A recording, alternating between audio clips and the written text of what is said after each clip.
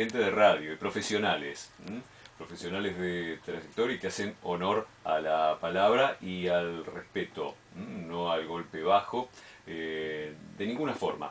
Ella por aquí, un cabal ejemplo, admirada y querida. Está con nosotros Carolina Perín. Caro, buenas tardes, ¿cómo te va? ¿Cómo estás? ¿Cómo Muy bien, vamos? muy bien. Convulsionada la vida, parece. Sí, y la radio, ¿eh? Qué cosa. Sí, sí, sí. Bueno, nuestros oyentes sabrán después por qué lo decimos. Claro, lo Pero decimos en general sí, por un episodio ocurrido hoy en una emisora colega, ¿no? Con ya, el lenguaje.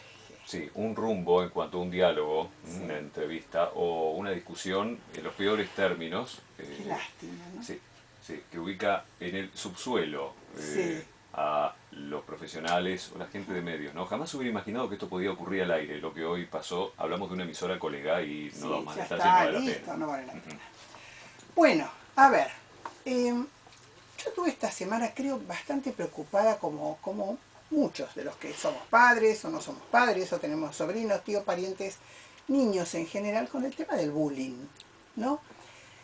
Que está bien, está dicho en una terminología de idioma foráneo, pero que realmente a mí me parece que estaría bueno que empezáramos a llamarlo algo así como acoso escolar, ¿no? Yo no sé si ustedes pasaron alguna vez alguna circunstancia parecida. Y hoy te voy a contar por qué traigo a colación este tema, además de porque es un tema de actualidad. A mí me pasó cuando tenía 15 años. Y yo intenté acordarme estos días cómo lo viví. Mi mamá me mandaba al colegio secundario con medias 3/4. Y era justo el momento, pobre mi vieja, era justo el momento en que las chicas ya empezaban a usar las medias de seda largas para ir al colegio. Y no, ella me mandaba con medias 3/4 y el zapatito, que en aquel entonces era, lo digo porque la marca ya no está más, Gomicuer. Y bueno, bajar la escalera de dibujo de clase plástica al segundo piso en el Nacional de Buenos Aires, que era donde estaba el año en el que yo cursaba, era un martirio, porque yo sabía que me iba a encontrar subiendo a las que iban a burlarse de mis medias 3/4. Así que era esa sola acción era padecida los días. Bueno, las cosas han ido empeorando, porque no solamente vemos lo que son los ataques físicos, la muerte de adolescentes por los ataques de sus mismos compañeros, no solo lo vemos en nuestro país, lo vemos en el exterior.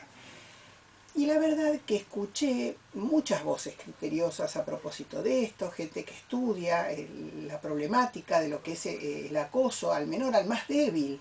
Se acabó el tema de que el gordito era el dueño de la pelota y que por eso jugaba, ¿viste? Claro. En el partido de fútbol del barrio. Entonces, a mí se me ocurrió que una forma de participar, digo, bueno, a ver, ¿cuándo empezó esto? Y me encuentro con que hoy se cumple un aniversario del estreno de Crónica de un niño solo.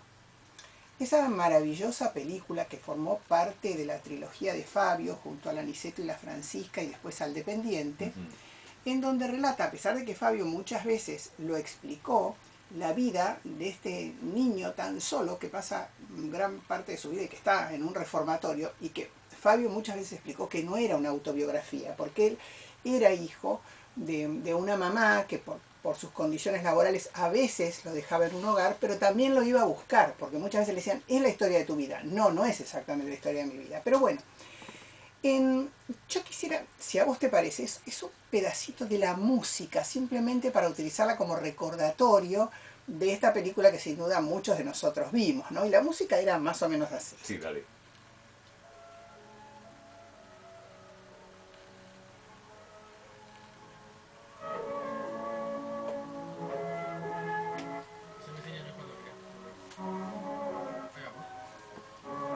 Los autores de la música son Arcángelo Corelli y Alessandro Marcello. Hay una escena en Crónica de un niño solo en donde se habla del matoncito y lo agreden tanto a un chico en el baño, lo golpean tanto, que el que interrumpe esa escena es el celador del reformatorio. La interrumpe, los pone a los dos, digamos que eran los adversarios y que habían formado las dos banditas, y no termina la escena de la mejor forma porque a cada uno de ellos le da un cachetazo. Mientras a uno de ellos, al que no querían que interviniera en todo esto, lo habían dejado como campana. Entonces, salvando esta circunstancia del correctivo físico que el celador ponía sobre los dos, a mí se me ocurrió pensar, y tal vez es una buena excusa para que, si la audiencia tiene ganas de participar y vos lo autorizás, si te parece Sí, bien, claro, por recordando los supuesto. números telefónicos, pensemos, ¿por qué empieza esto de la agresión? Porque yo tengo una puntita, una pequeña idea que me parece, que creo que tiene que ver con la carencia de autoridad. Hoy leemos en otra información que un juez interviene ante el pedido de una madre, de una alumna que va a un colegio religioso y que lleva 3 previas para que esa alumna se le sea permitido pasar de año. Como si llevarse materias previas, porque no se había podido estudiar lo suficiente, fuera en sí mismo un castigo. Esta alumna aduce la madre que tiene problemas psicológicos que le impidieron estudiar la totalidad de las materias. Pero en todo caso, tal vez lo que se debería haber dado era la oportunidad de un mayor tiempo para que rindiera esas materias y a su vez fuera recuperando el tiempo del año que sobrevenía. Estamos muy acostumbrados, Luis, últimamente también a escuchar de docentes que de pronto salen del colegio y los padres van y los enfrentan y les pegan, porque a lo mejor han sido severos en una calificación con sus hijos. Es difícil pensar en una sociedad y en la recomposición de una conducta social que está tan afectada desde los valores, y a mí no me gusta decir códigos, me gusta decir valores que hemos ido perdiendo a lo largo del tiempo.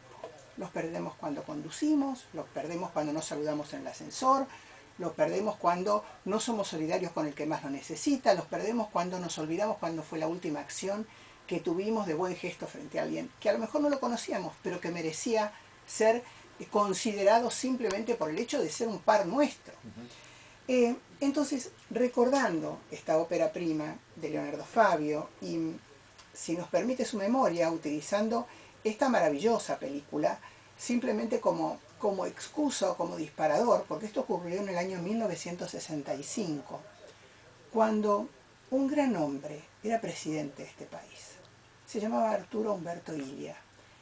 Y ese hombre, que cae por un golpe de Estado, es retratado en el momento que sale de casa de gobierno con una foto que yo no me la olvidé jamás. Y en ese entonces tenía 15 años, que era uno de los que los impulsaban, estaba abrazado a una de las columnas de la Casa Rosada y le retorció la oreja a uno de los hombres más decentes, y esto no tiene que ver con una categorización partidaria, que este país dio.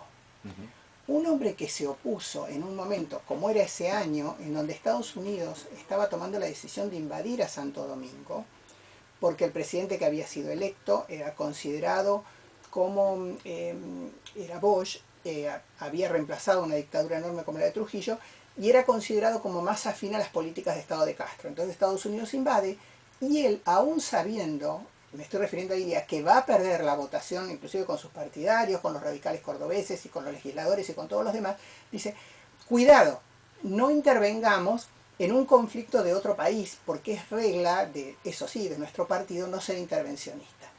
Esta era la sociedad que desarrolla, la sociedad en donde estaba Ringo Bonavena en apogeo, a Cavallo en apogeo, que le permite a Leonardo Fabio, a su historia, hacer crónica de un niño solo, y en donde también expone este problema del acoso al más débil. Se ve que los argentinos hace tiempo que tenemos este problema. Entonces simplemente me permití estos minutos para reflexionar a propósito de esto.